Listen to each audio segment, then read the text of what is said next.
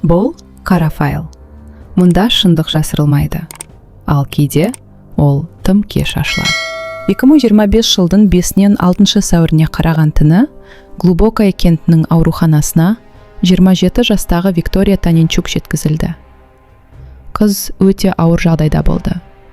Бауыры мен көкбауыры жаншылған, бас сүйегі мен жақ сүйектері сынған, өкпесі тесілген, бұғанасы сынған және миына қан құйылған. Мұндай жарақаттар әдетте ауыр жол апаттарында болады, бірақ Виктория ешқандай апатқа түспеген. Қыз 4 күн бойы комада жатты. Дәрігерлер оның өмірі үшін барынша күресті. Бірақ 10 сәуір күні, ауруханаға түскеннен кейін 5 күні, Виктория есін жымастан көз жұмды. Бұл жаңалық Черновит облысының тұрғындарын шошытты. Адамдар кінәліні тауып, заң бойынша қатаң жазалауды талап етті. Ал Викторияның туыстары мен достары ешқандай тергеусіз-ақ оның өмірін кім қиғанын білді. Бірақ бұл туралы сәл кейінірек айтамын. Викторияның ата-анасы ұзақ уақыт бала сүюді армандады. Бірақ жүктілік болмады. Көп жылдардан кейін күтпеген жерден анасы жүкті екенін білді.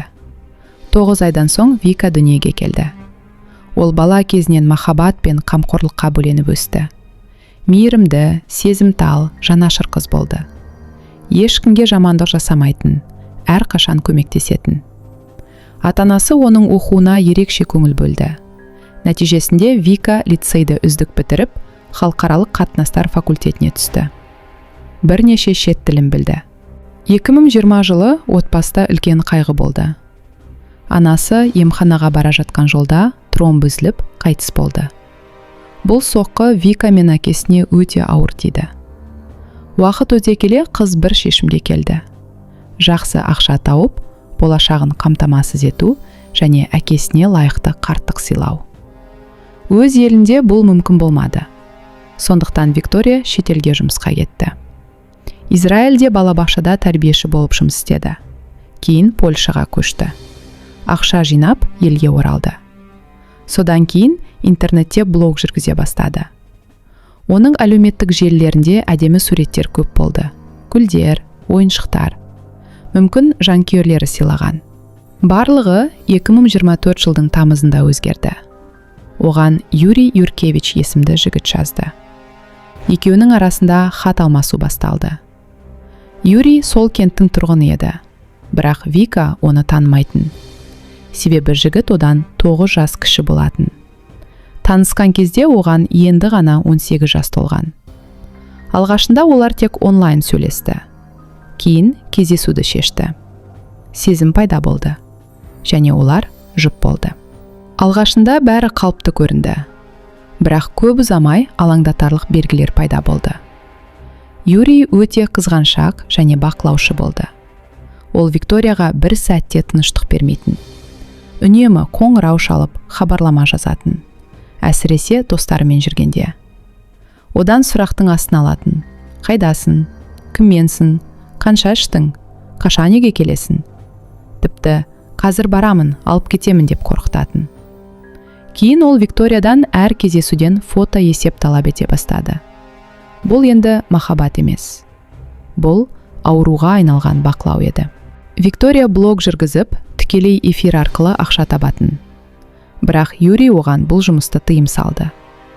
Өзі еш жерде жұмыс істемесе де. 2024 жылдың күзінде достары оның денесіндегі көгерген іздерді көрді.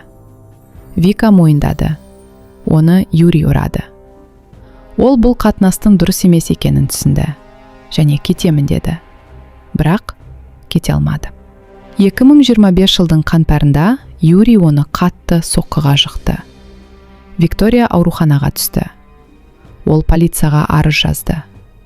Юрий оннан 15 ретке дейін ұрған. Бірақ кейін Вика арызын қайтарып алды. 2025 жылдың 5 сәуірі. Бұл күн бәрін өзгертті. Сол күні кешке Виктория косметологтан кейін Юриймен кездесті. Олар бірге уақыт өткізді. Кейін таксимен кентке қайтты. Бірақ үйге емес. Жарығы нашар.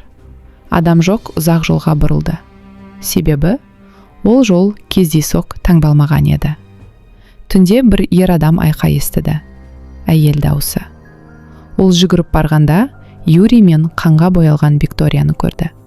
Қыз әрең тыныс алып жатты. Юрий: "Ол мас болды, құлап қалды" деді. Жедел жәрдем шақырмады. Оның орнына ата-анасын шақырды. Қызды ауруханаға кеш жеткізді. Ол кезде ол комада еді. Сот медициналық қорытынды. Өлім себебі ауыр бас ми жарақаты. Юрий бірден күдікті болды, бірақ тек куәгер ретінде өтті.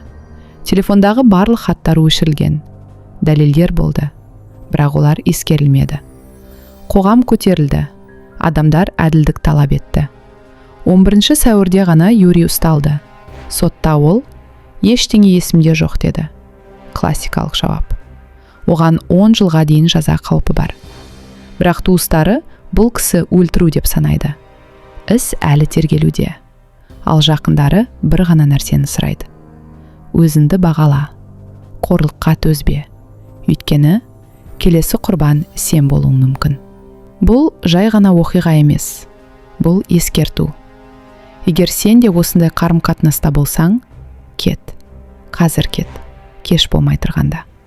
Егер біреу сені бақыласа, бұл махаббат емес. Егер біреу сені қорқытса, бұл қамқорлық емес. Егер біреу сені ұрса, бұл кешірілмейді. Есінде сақта. Сен өзіне біреу ғана. Ал сенің өмірің ешкімнің ашуы мен күмәннан арзан емес. Кет. Қазір кет. Кеш болмай тұрғанда. Бұл қара файл.